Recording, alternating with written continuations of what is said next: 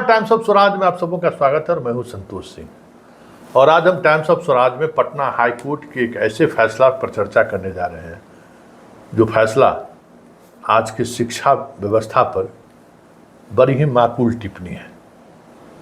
साथ ही आज के शिक्षकों के लिए भी एक संकेत है कि आप जिस योग्यता के आधार पर शिक्षक बने हैं, नौकरी आपने जरूर पा ली है, लेकिन आपकी पात्रता शिक्षक वाली नहीं है।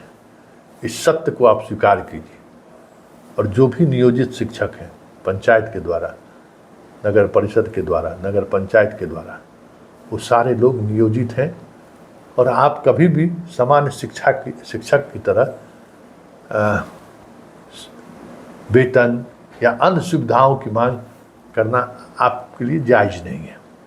जी हाँ, 117 ऐसे नियोजित शिक्षकों का अलग अलग समय में पटना हाई कोर्ट में सरकार के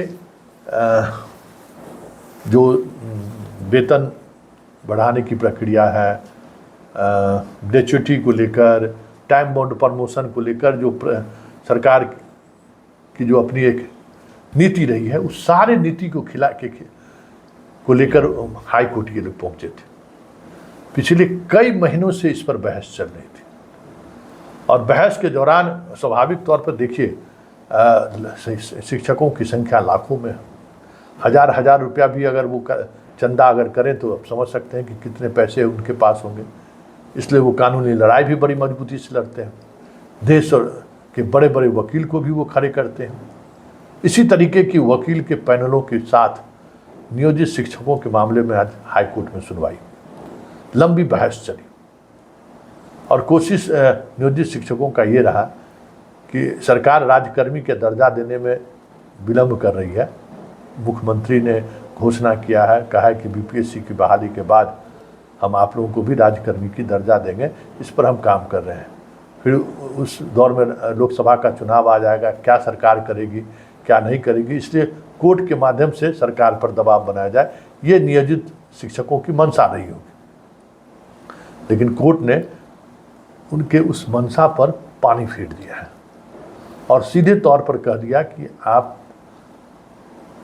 आपकी योग्यता पर हम सवाल नहीं खड़ा करते हैं, लेकिन आपकी बहाली प्रक्रिया पर हम सवाल खड़ा करते हैं। और जिस बहाली प्रक्रिया के तहत आप आए हैं, ऐसे में आपको समान शिक्षक की तरह सुविधा, वेतनमान या अन्य चीज़ें मिले, ये कहीं से भी कानून सम्मत नहीं है।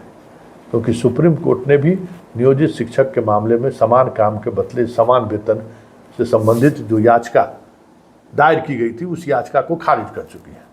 उसी याचिका के साथ साथ पटना हाई कोर्ट का अभी तक जो जजमेंट आया है नियोजित शिक्षकों को लेकर, सारे जजमेंटों को एक साथ कैप करते हुए हाई कोर्ट ने यही जजमेंट दिया है कि आप उसके काबिल नहीं हैं, आपको ये सुविधाएं नहीं दी जा सकती हैं।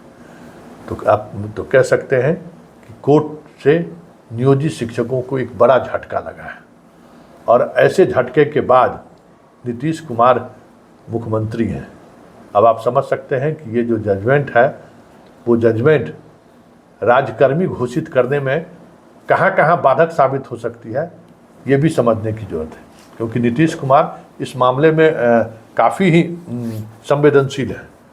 लीगल मामले में वो फूक कर कदम रखते हैं और यही वजह है कि इतने वर्षों से बिहार के मुख्यमंत्री होने के बावजूद भी सीधे तौर पर किसी मामले में उन्हें आरोपित नहीं किया सकता। तो हम कह सकते हैं कि हाई कोर्ट की इस जजमेंट के बाद राज्यकर्मी घोषित करने को लेकर जो चीज़ें चल रही हैं, उस पर एक नए तरीके से सरकार को भी और नियोजित शिक्षक जो आंदोलनकारी शिक्षक हैं, उन्हें भी सोचने का अवसर हाई कोर्ट के इस आदेश के बाद मिल गया है। अब देखिए, राजनीति होती है, अपने अपने तरीके से राजनीति होनी भी चाहिए इस मसले को लेकर। और सामने के पाठक भी है जो हाई कोर्ट के इस आदेश के अनुपालन में वो तनिक भी देर नहीं लगाएगा। तो कई तरह की चीज़ें नियोजित शिक्षकों को लेकर जो एक स्थिति बनती जा रही थी इस प्रदेश में, स्वाभाविक तौर पर जब विपक्ष में राजद थी तो वो हवा दे रही थी, आज बीजेपी विपक्ष में है तो वो हवा दे रही है और माहौल बनाने की कोशिश हो रही है। उस माहौल के बीच हाई कोर्ट का ये जजमेंट नियोजित शिक्षक को निराश करने वाला है। और अब सब कुछ निर्भर करेगा सरकार पे कि सरकार अब क्या फैसला लेती है। लेकिन इतना तय है कि इस जजमेंट ने ये भी दिखाने की कोशिश की है कि किस तरीके के लोगों की बहाली हुई है, और बहाली करने वाली जो एजेंसी रही है उस एजेंसी के माध्यम से किस तरीके के लोग बहाल होकर आए हैं। ऐसे में उनसे ये कहना सरकार को कि भाई इनको सब कुछ, जो नियमित शिक्षक हैं उस तरह से इनको वेतनमान भी दिया जाए, सुविधा भी दिया जाए, सभी तरीके के जो प्रावधान है उन प्रावधानों का लाभ भी उनको दिया जाए, तो हमें लगता है कि ये बेईमानी होगी। देखना ये है अब कि हाई कोर्ट की इस जजमेंट के बाद नीतीश क्या करते हैं, क्योंकि अब नज़र सिर्फ नीतीश पर। नीतीश ने तो घोषणा कर दी है, लेकिन घोषणा के बाद ये चीज़ें आई हैं, तो इसका क्या असर पड़ता है नियोजित शिक्षकों को राज्यकर्मी घोषित करने पर, ये तो वक्त बताएगा।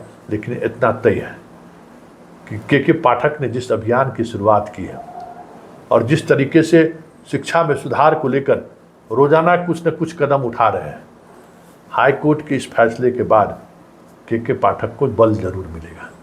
और ये भी साफ दिख रहा है कि इस तरीके के अभियान में कोर्ट जो अलग अलग फैसलों की वजह से जो निर्णय लेने में शिक्षा विभाग को एक अलग तरीके की परेशानी खड़ी होती थी, इस फैसले से शिक्षा विभाग को अब निर्णय लेना भी सुलभ और सहज हो जाएगा। कई मसलों पर हाई कोर्ट के अलग अलग जजमेंट रहे हैं, उस जजमेंट के सहारे कई बार अवमानना का मुकदमा भी फेस करना पड़ा है शिक्षा विभाग के अधिकारियों को। लेकिन क्योंकि चीफ जस्टिस का ये बेंच है, इस बेंच ने जो फैसला लिया है, इस फैसले के बाद बहुत सारी चीज़ें जो पुराने आदेश हैं, पुराने नियमावली हैं, वो बहुत सारी चीज़ें जो अलग अलग समय पर अलग अलग तरीके से निकाली गई और उसका कभी नियोजित शिक्षकों को लाभ मिला, कभी नुकसान हुआ, कभी मामले कोर्ट तक पहुँचे, उस वजह से बरसों मामले लंबित रह गए, वो सारे मामले इस जजमेंट के सहारे सुलह जाएगा। ये अब इस जजमेंट के बाद ये साफ दिखने लगा। अब देखिए सरकार इस जजमेंट के बाद आगे क्या कदम उठाती है, ये भी देखने वाली बात होगी कि सरकार इस पर कदम क्या उठाती है। लेकिन हाई कोर्ट के इस जजमेंट के बाद नियोजित शिक्षकों को भी इस बात का ख्याल रखना चाहिए कि कोर्ट का रवैया भी अब आपके प्रति उस तरीके का नहीं है, पहली बात। दूसरी बात ये कि के पाठक जिस मुहिम के सहारे आप तक पहुंच रहे हैं, ये तय मानिए कि हाई कोर्ट के इस फैसले के बाद के पाठक का रवैया और सख्त होगा। ऐसे में आपके पास पठन पाठन के अलावा दूसरा कोई विकल्प नहीं बचता हुआ दिख रहा। चलिए देखिए आगे आगे होता है क्या, लेकिन इतना तय है हाई कोर्ट के इस फैसले के बाद आम लोग भी हाई कोर्ट के इस फैसले से खुश ज़रूर दिख रहे हैं कि चलिए कम से कम ये जो नियोजित शिक्षक पढ़ने पढ़ाने के बजाय सियासत करने में दिन भर लगे रहते थे, के पाठक ने तो सबक सिखाई दिया है, हाई कोर्ट के इस फैसला ने उनकी जुबान पर ताला बंद कर दिया। ये लोग अब आम तौर पर बात करना शुरू कर दिया। इसका असर राज्य के शिक्षा व्यवस्था पर कितना पड़ेगा कहना मुश्किल है, क्योंकि शैक्षणिक योग्यता को लेकर ही इन पर सवाल है। लेकिन शिक्षा में भी कई तरह की चीज़ें होती हैं, जिस तरीके से ट्रेनिंग प्रोग्राम चल रहा है, अनुशासन की बात हो रही है, तो उसका असर कुछ न कुछ पड़ेगा। और बदलता हुआ बिहार आने वाले समय में शिक्षा के क्षेत्र में दिखाई दे तो कोई बड़ी बात नहीं।